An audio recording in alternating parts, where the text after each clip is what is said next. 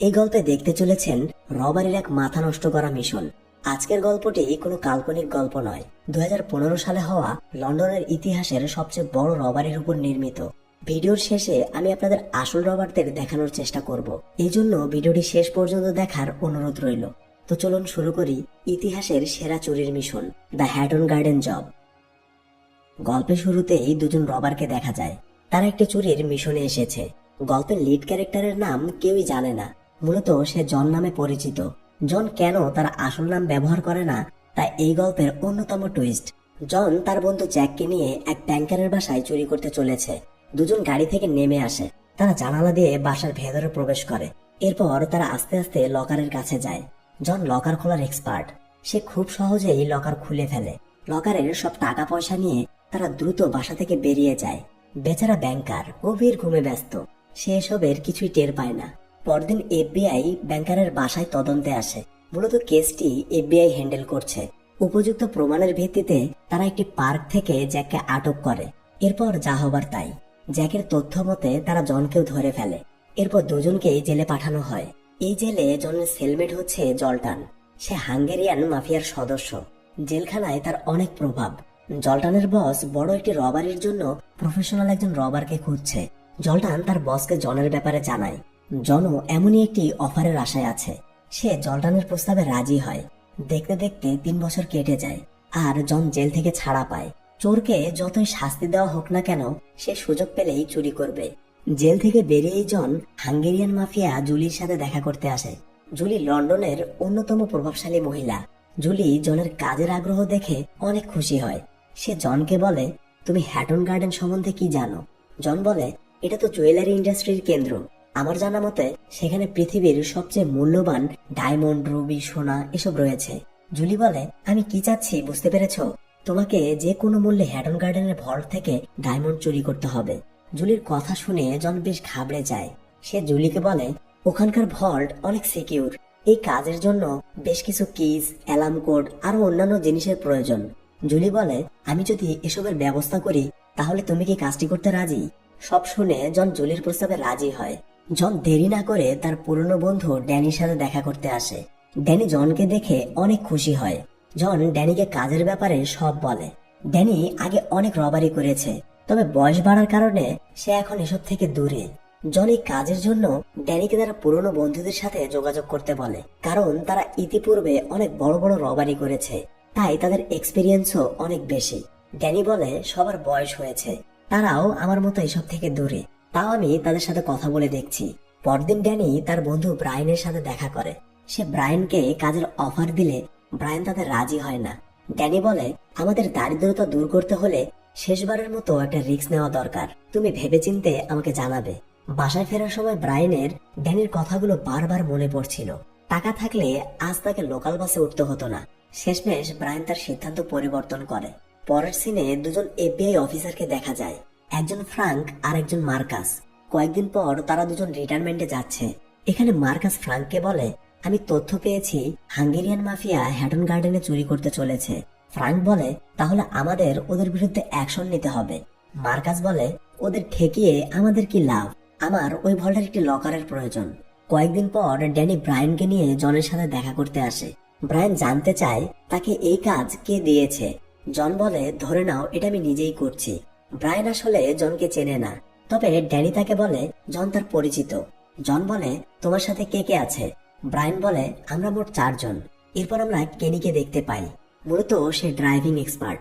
কেনি আগে এদের সাথে বেশ কয়েকটা রবারি করেছে। ব্রায়ান কেনির পাশাপাশি আরেকজনের নাম বলে, সে হচ্ছে টেরি। টেরি পুলিশকে ফাঁকি দিতে এক্সপার্ট। সে অনেক মিশনে তার টিমকে পুলিশের হাত থেকে রক্ষা করেছে। সবার গল্প শুনে জন বেশ খুশি হয়, কারণ এমন একটি এক্সপার্ট টিমকেই সে খুঁজছে। অন্যদিকে জ্যাককে দেখা যায়, সেও জেল থেকে ছাড়া পেয়েছে। জ্যাক একটি শপ থেকে বাসায় ফিরছিল। হঠাৎ এফবিআই অফিসার ফ্রাঙ্ক এসে জ্যাকের গাড়িতে ওঠে। জ্যাক ফ্রাঙ্ককে দেখে বেশ চমকে যায়, কারণ ফ্রাঙ্ক তাদের জেলে পাঠিয়েছিল। ফ্রাঙ্ক বলে, হ্যাটন গার্ডেনে চুরি হতে যাচ্ছে, এ ব্যাপারে তুমি কিছু জানো? জ্যাক বলে, জন আমাকে বলেছিল সে পুরনো রবারদের নিয়ে চুরি করতে যাচ্ছে, তবে আমি এই কাজে রাজি হইনি। ফ্রাঙ্ক বলে, কোনো তথ্য পেলে সাথে সাথে আমাকে জানাবে। ফ্রাঙ্ক জানতো না জন নিজেই এই কাজটির মাস্টার মাইন্ড, তবে জ্যাক ভয়ে জনের ব্যাপারে সব বলে দিয়েছে। কয়েকদিন পর সবাইকে একটি ওয়ার্কশপে দেখা যায়। মূলত তারা এখান থেকেই মাস্টার প্ল্যান করবে। ব্রায়ান সবাইকে বলতে শুরু করে, আমরা হ্যাটন গার্ডেনে চুরি করতে চলেছি, তোমাদের সবাইকে এই কাজের জন্য ডাকা হয়েছে। টেরি বলে, তোমরা ভল্টে চুরির প্ল্যান করছো? ভল্টে সিসি ক্যামেরার পাশাপাশি সিকিউরিটি অ্যালার্ম রয়েছে, এগুলো পাস করা প্রায় অসম্ভব। ব্রায়ান বলে, জনের কাছে বিল্ডিং এর অ্যাক্সেস কি থেকে শুরু করে অ্যালার্ম কোড সব আছে। এটা শুনে টেরি বলে, তাহলে আর কি, 50% তো ডান। হ্যাটন গার্ডেনে লন্ডনের সবচেয়ে বড় বড় জুয়েলারি শপ রয়েছে। এই শপগুলোতে আছে দামি দামি হীরা, সোনার গহনা আইটেম। দোকান বন্ধ করার পর এই জুয়েলারি আইটেমগুলো হ্যাটন গার্ডেনের সিক্রেট ভল্টে রাখা হয়। ভল্টে প্রায় 200টি লকার রয়েছে।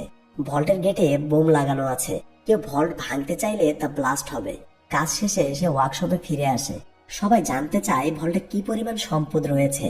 ব্রায়ান বলে, ভল্টে প্রায় কয়েক মিলিয়ন ডলারের জুয়েলারি রয়েছে, অথবা এর বেশিও হতে পারে। এটা শুনে সবাই রীতিমতো চমকে যায়। তারা এই কাজটি করতে পারলে এটাই হবে লন্ডনের ইতিহাসের সবচেয়ে বড় ডাকাতি। জন সবাইকে তাদের কাজ বুঝিয়ে দিতে শুরু করে। টেরিকে দেওয়া হয় গার্ডের উপর নজরদারির দায়িত্ব। সে গার্ডের গতিবিধি ফলো করবে। ড্যানি মেকানিক সরঞ্জাম সংগ্রহ করবে, তবে সবকিছুই সেকেন্ড হ্যান্ড নিতে হবে, যাতে পরবর্তীতে কেউ ট্রেস করতে না পারে। কেনিকে পাঠানো হয় একটি সাদা ভ্যান কেনার জন্য, তবে ভ্যানটির লাইসেন্স থাকা যাবে না। তারা এই ভ্যানে করেই ভল্টের জিনিসপত্র নিয়ে পালিয়ে যাবে। জন ও ব্রায়ান মিলে পুরো মিশনের মাস্টার প্ল্যান সাজাতে শুরু করে। এরপর সবাইকে টাকা দিয়ে যার যার কাজে পাঠানো হয়। পরদিন থেকে টেরি গার্ডের উপর নজরদারি শুরু করে। গার্ড কখন ভল্ট থেকে বের হয়, ভল্টে প্রবেশ করে, টেরি সেই টাইম তার প্যাডে লিখে রাখে। কিনে গিয়ে একটি সাদা ভ্যান কিনে নেয়। এই ভ্যানটির কোনো লাইসেন্স নেই। জন ও ব্রায়ান বিল্ডিংটির বেসমেন্টের উপরে নজর রাখছে। মূলত তারা বেসমেন্ট দিয়েই ভল্টে প্রবেশ করবে। পরদিন ব্রায়ান সবার মাথার মাপ নিতে শুরু করে, কারণ তারা ভল্টের দেয়াল কেটে ভেতরে প্রবেশ করবে। এই মাপ মতো ড্যানি গিয়ে একটি ড্রিল মেশিন কিনে নেয়। ড্রিল মেশিনটির দ্বারাই তারা ভল্টের দেয়াল কাটবে। এখন তাদের ডেট সিলেক্ট করতে হবে।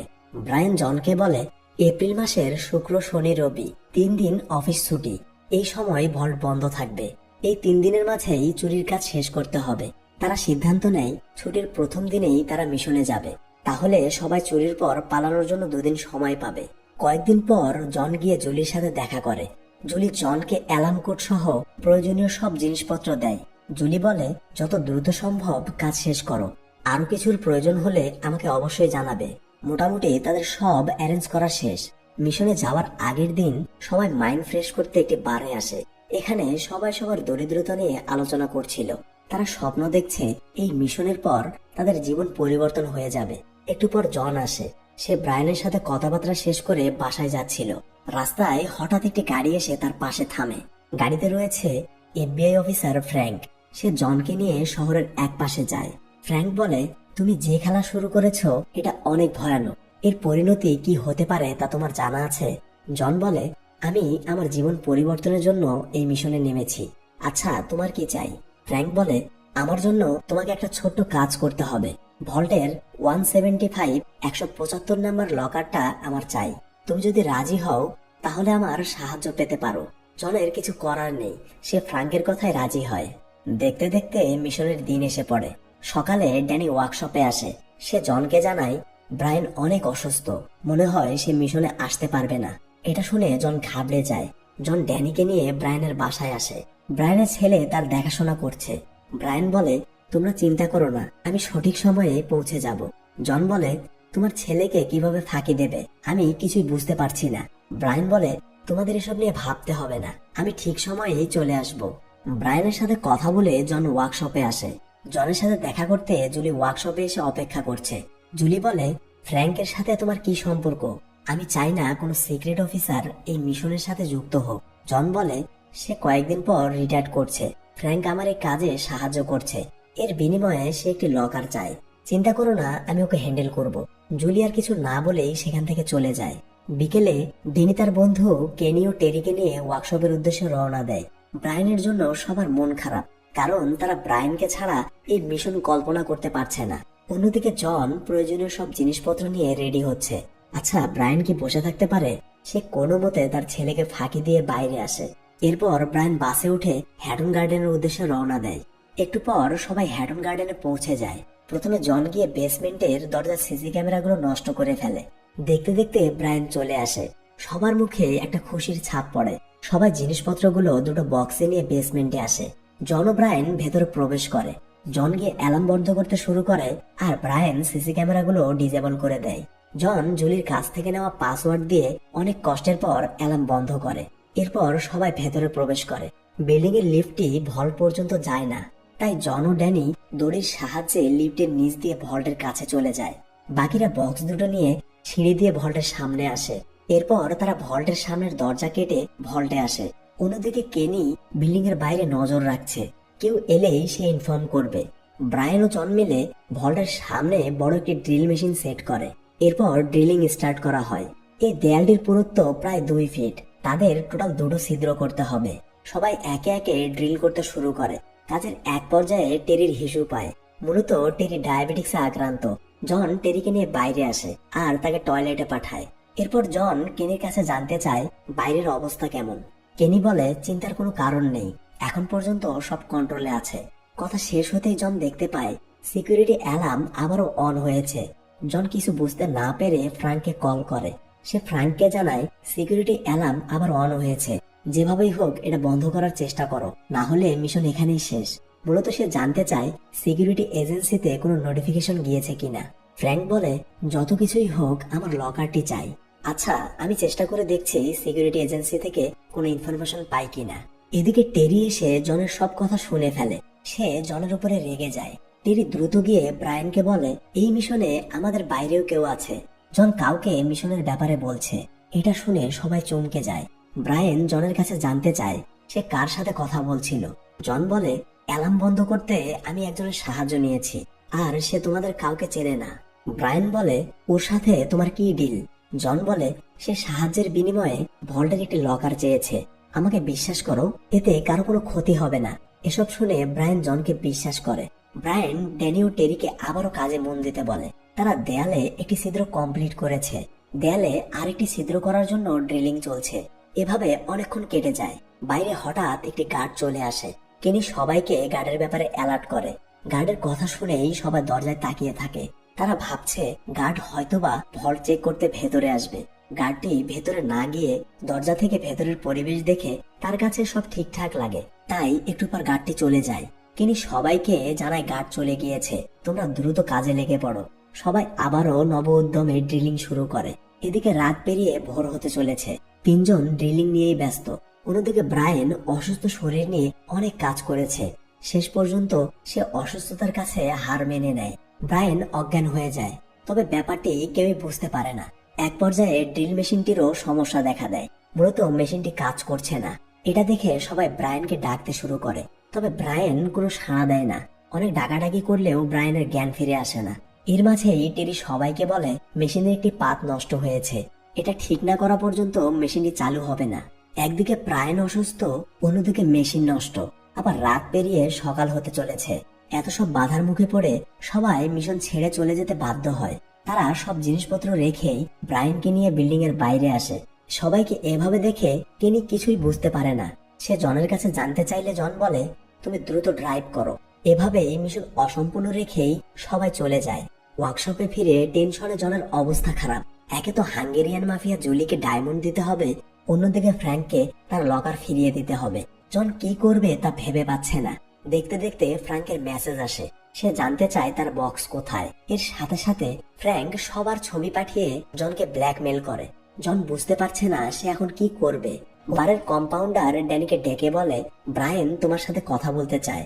সিন শিফট হয় ওয়ার্কশপে। সারা রাত অনেক খাটাখাটি করে জন ক্লান্ত হয়ে ঘুমিয়ে আছে। জনকে ডেকে কেউ ঘুম ভাঙাতে গেলে সে দেখতে পায় জুলি এসেছে। জন ভয়ে একটি রড নিয়ে তাকে মারতে যায়। ভালোভাবে ঘুম কেটে গেলে সে দেখতে পায় ড্যানিরা তার সাথে দেখা করতে এসেছে। এখানেই ঘটে গল্পের সবচেয়ে মজার ঘটনা। কি ভেবেছিলেন তারা মিশন থেকে বেরিয়ে গিয়েছে? ওয়ার্কশপে সবাই জনকে বলে আমরা এভাবে মিশন ছেড়ে চলে যেতে পারি না।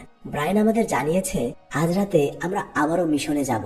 এটা শুনে জন কিছুই বুঝতে পারছে না। এরপর ড্যানি তাকে মেশিনের নতুন একটি পাত দিয়ে বলে আমরা সবাই রেডি, যে কথা সেই কাজ। সন্ধ্যায় সবাই নতুন উদ্যমে আবারও ভল্টের উদ্দেশ্যে বেরিয়ে পড়ে। তবে ব্রায়ান অসুস্থ থাকার কারণে সে আসতে পারে না, কিন্তু লিডার হিসেবে সে সবাইকে অনুপ্রেরণা দিয়ে পাঠিয়েছে। সবাই ভল্টের ভেতরে যায়। এরপর তাদের মেশিন দিয়ে দেয়ালের পাশের আলমারিটিকে ফেলে দেয়। এখন ভল্টের ভেতরে যেতে আর কোনো বাধা নেই। জন ও ড্যানি ভল্টের ভেতরে আসে। ড্যানি একটি হাতুড়ি দিয়ে লকারগুলো ভাঙতে চায়, তবে জন তাকে থামায়। জন একটি ডিভাইস এনেছে। এই ডিভাইসের সাহায্যে সে একে একে সবগুলো লকার খুলতে শুরু করে। লকারগুলো খুলে লকারের ভেতরের সব মূল্যবান সম্পদ তারা একটি টেবিলে রাখে। এভাবে তারা সবগুলো লকার খুলে ফেলে।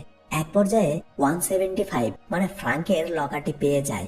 জন এই লকারটি না খুলেই বাইরে পাঠিয়ে দেয়। মূলত এই লকারটি ফ্রাঙ্ককে দিতে হবে। এরপর জন ড্যানিকে বলে, আমি আমার জিনিসপত্র পেয়ে গিয়েছি, আমার ভাগ নিয়ে আমি চলে যাচ্ছি, আর দেখা হবে না, ভালো থেকো। জন ভল্ট থেকে বাইরে আসে আর তার জিনিসপত্র একটি ব্যাগে নিয়ে সে বিল্ডিং থেকে বেরিয়ে যায়।